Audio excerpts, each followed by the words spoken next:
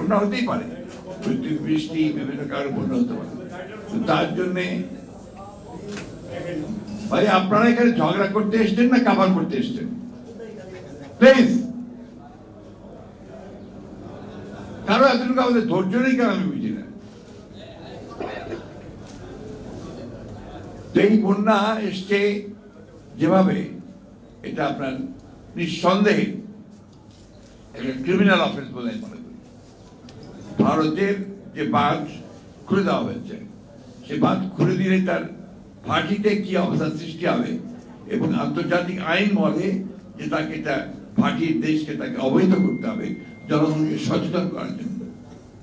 সেটা করা হয়নি, যার ফলে একদম পুরো অপ্রস্তুত অবস্থায় একদম ভয়াবহ পানির ঢল এসছে, যে ঢলে ভেসে গেছে বহু মানুষ, মৃত্যুবরণ করেছে অনেক মানুষ, এবং তারা এখন একটা ভয়াবহ জীবনযাপন করছে, মানবেতর জীবনযাপন করছে। আমি আজকে এই সভা থেকে তাদের প্রতি আমাদের পূর্ণ যে ভালোবাসা, সহমর্মিতা, সেটা আমরা ঘোষণা করছি। যারা ভেসে গেছেন, যারা বন্যায় মারা গেছেন, তাদের আত্মার মাগফিরাত কামনা করছি। কাজী জাফর আহমদ সাহেবকে যারা ব্যক্তিগতভাবে চিনি, জানি, যারা তার সঙ্গে রাজনীতির সুযোগ হয়েছে, আমার চাইতে জামাল ভাই অনেক বেশি সুযোগ হয়েছে, আমরা যারা তার দল করেছেন তারা অনেক বেশি সুযোগ পেয়েছেন।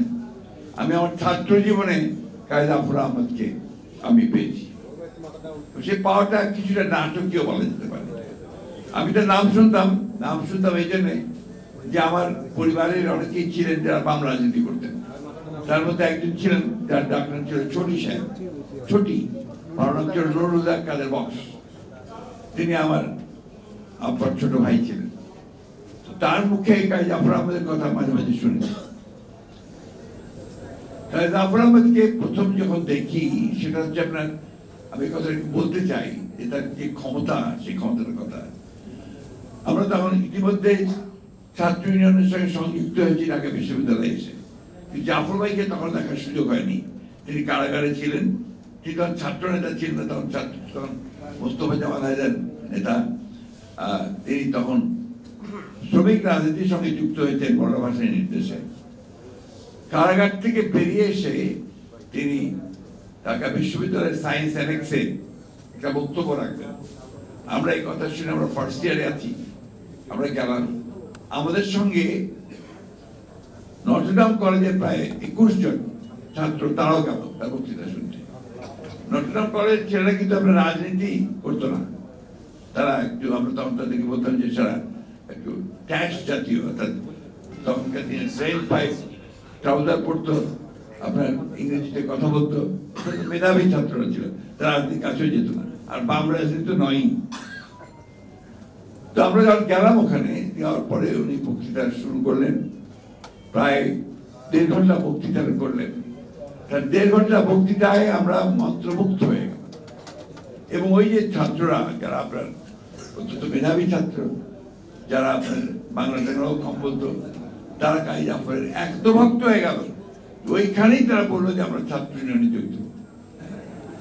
এই যে আপনার তার একটা অদ্ভুত ক্ষমতা ছিল, বাগ্মিতা ছিল, এবং মানুষকে আপনার আকর্ষণ করবার তার যে ক্ষমতা, এটা কাজী জাফরের মধ্যে সত্যি এটা অসাধারণ।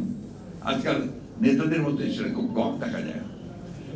তিনি যখন বক্তৃতা করতেন তখন মনে হতো যে আসলে আপনার একজন কোথায় একজন বিখ্যাত অরেটর একজন বক্তৃতা করছেন।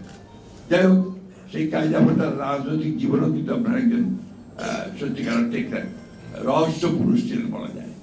রহস্য পুরুষ বলে এই জন্যে যে তিনি যখন শ্রমিক রাজনীতি করেছেন, তখন কিন্তু তিনি একে ওইখানেই তিনি কিন্তু অবিসংবাদী নেতা হয়েছেন জঙ্গিতে, এবং শ্রমিক রাজনীতিতে মিশে গেছেন।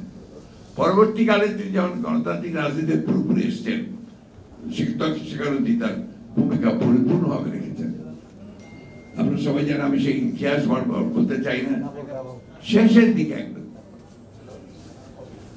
যখন তিনি জাতীয় পার্টিতে আছেন, এবং আমরা যখন আপনার আন্দোলন করছি, এবং আমাদের খাদিজের নেতৃত্বে এরশাদের বিরুদ্ধে, তখন আওয়ামী লীগের বিরুদ্ধে ইতিমধ্যে আন্দোলন শুরু হয়েছে, এরশাদ তখন অপোজিশনে এসছেন।